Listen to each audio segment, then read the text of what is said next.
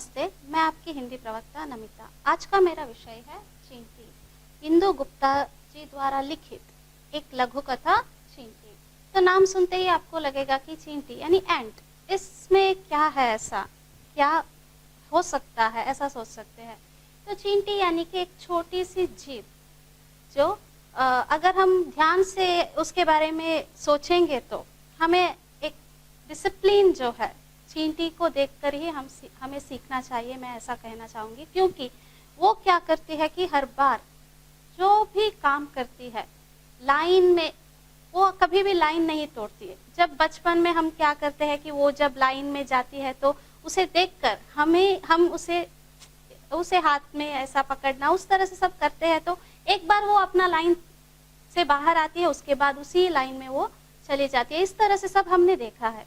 तो लेखिका ने यहाँ पर चींटी नाम देकर इसे क्यों, एक लघु कथा को इस तरह का नाम क्यों दिया है, इस बात को जानने के लिए हम कहानी को हमें पढ़ना पड़ेगा। तो कहानी से पहले इंदु गुप्ता जी के बारे में कुछ जानकारी हासिल करते हैं। इंदु गुप्ता जी का जन्म नारायणगढ़ हरियाणा में 24 अगस्त 1962 को हुआ।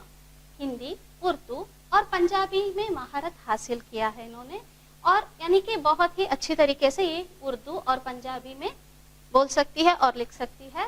उसके बाद 1 दर्जन से अधिक कृतियां प्रकाशित, जिनमें 3 लघु कथा संग्रह है।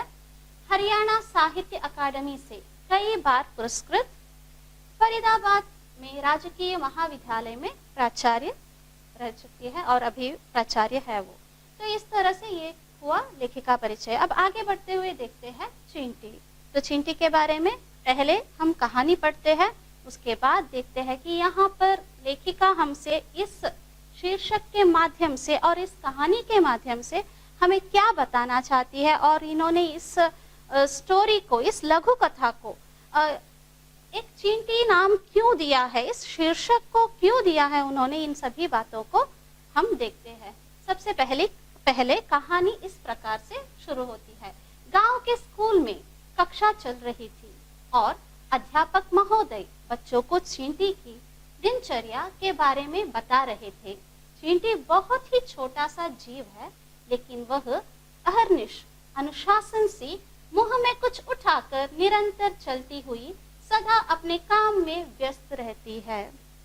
तो एक क्लासरूम में, एक कक्षा में टीचर, अध्यापक क्या कर रहे हैं, बच्चों को पढ़ा रहे हैं किसके बारे में, चींटी के बारे में बता रहे हैं, और उसकी दिनचर्या किस प्रकार से होती है, उन सभी बातों को यहाँ पर बता रहे हैं। और ये जो चींटी बहुत ही छोटा सा जीव है, एंट, बहुत ही छोटी सी एक जीव है, लेकिन वह अहर्निश, अनुशासन सी, मुंह में कुछ उठाकर निरंतर चलती हुई सदा अपने काम में व्यस्त रहती है।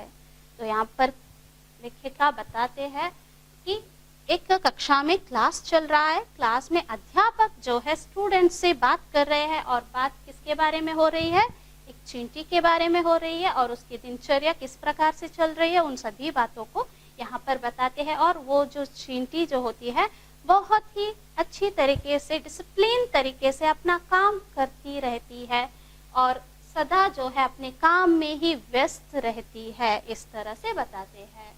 वह कभी इधर उधर नहीं देखती कि कोई काम कर रहा है या नहीं। सृष्टि में बस एक यही ऐसा जीव है जो बिना आलस्य दिन रात इसी प्रकार निरंतर काम करता रहता है। तो ये जो जीव क्या करता है कि इधर उधर नहीं देखता कौन काम कर रहा है, कौन काम नहीं कर रहा है, इस बात से उसे कुछ लेना देना नहीं है। ऐसा देखेंगे तो मनुष्य का क्या बिहेवियर है, हर बार कौन क्या कर रहा है ये देखेगा, मैं कर रहा हूँ, मैं कर रही हूँ, लेकिन वो नहीं कर रहा है, वो नहीं कर रही है, इस तरह से सोचेगा। लेकिन चींटी ऐसा नहीं है। चींटी क्या करती है, उसका जो काम है वो हमेशा करती रहती है, किसी और के बारे में देखती नहीं है, सोचती नहीं है। अनुशासन तरीके यानी डिसिप्लिन तरीके से वो अपना काम करती रहती है, और अपने लिए खाना जो शेखरण करना, वो सब कुछ वो करती रहती है। और सृष्टि में बस एक यही ऐसा जीव है, मास्टर जी कहते हैं, अध्यापक यहाँ पर कहते हैं कि सृष्टि में बस एक यही ऐसा जीव है जो बिना आलस्य दिन रात इसी प्रकार निरंतर काम करता रहता है। तो चींटी जैसा कोई और जीव नहीं है जो निरंतर इस तरह से काम करता रहता है। तभी एक बच्चा उठकर कहता है, नहीं नहीं गुरुजी, कोई और भी है जो बिल्कुल इसी तरह दिन रात। तो यहाँ पर दिन रात काम करने वाला एक और जीव है, कहकर यहाँ पर क्या करता है, एक बच्चा उठकर गुरुजी को टोकता है। तभी गुरुजी को आश्चर्य होता है कि ऐसा कौन सा जीव है। तो गुरुजी, अच्छा तो बताओ ऐसा जीव और कौन है जो इस तरह से काम करता है। अध्यापक ने उत्सुकता से भरकर पूछ लिया बच्चे से। तो वो बहुत ही आश्चर्य होते हैं और उन्हें भी जानने की इच्छा है। यहाँ पर जानने की इच्छा से बच्चे से पूछते हैं कि ये जो इतना छोटा सा बच्चा, जो मास्टर जी को नहीं पता है, लेकिन ये बच्चा जानता है कि जिस तरह से एंट, चींटी जिस तरह से काम करती है, निरंतर बिना आलस्य के रात दिन मेहनत करता है, और वो क्या करती है कि इधर उधर नहीं देखती है, डिसिप्लिन तरीके से अपना अपने काम से मतलब रखती है, उस तरह से और कोई जीव कौन है। क्योंकि अध्यापक को ये पता नहीं है, तो बच्चे से आश्चर्य होकर उत्सुकता से ये पूछते हैं। तभी बच्चा आंसर देता है, देखिए वो जीव मेरी माँ है गुरुजी।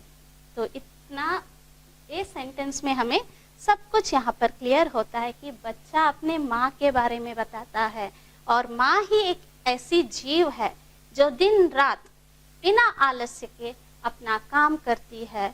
वो बच्चे ने नोटिस किया है और बच्चा यहाँ पर इस तरह से बताता है।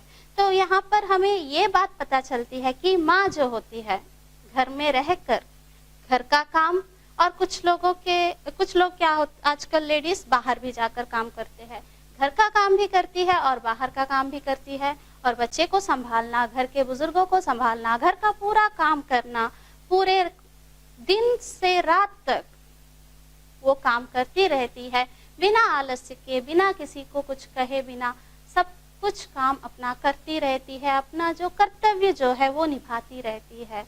तो इस एक सेंटेंस से हमें बहुत कुछ बातें यहाँ पर पता चलती है, बहुत कुछ बातें हमें याद आती है, बहुत कुछ बातें हमें एक तरह से फ्लैश हो जाता है कि इस बच्चे ने जो कहा वो सच ही है। क्योंकि चींटी के अलावा ऐसा देखा जाएगा तो चींटी ऐसा जीव है जो निरंतर काम करती रहती है, उसी प्रकार से माँ जो होती है वो भी निरंतर अपने कार्य में व्यस्त रहती है, मग्न रहती है, बिना आलस्य के, बिना थके, बिना रुके अपना काम करती रहती है। अपना सेहत ठीक हो या ना हो, वो कुछ और काम हो या ना हो, लेकिन अपना जो भी काम है वो परफेक्ट तरीके से कर कंप्लीट करती रहती है। तो इस तरह से यहाँ पर लेखिका जो है चींटी नामक लघु कथा के माध्यम से माँ के बारे में बताती है, और वो कहना चाहती है कि माँ ही एक ऐसी जीव है जो निरंतर बिना थके, बिना रुके, बिना आलस्य के पूरा दिन रात मेहनत करती है, अपना कर्तव्य को बखूबी निभाती है। इस तरह से कहकर मैं इस छोटी सी लघु कथा को यही समाप्त करना चाहती हूँ।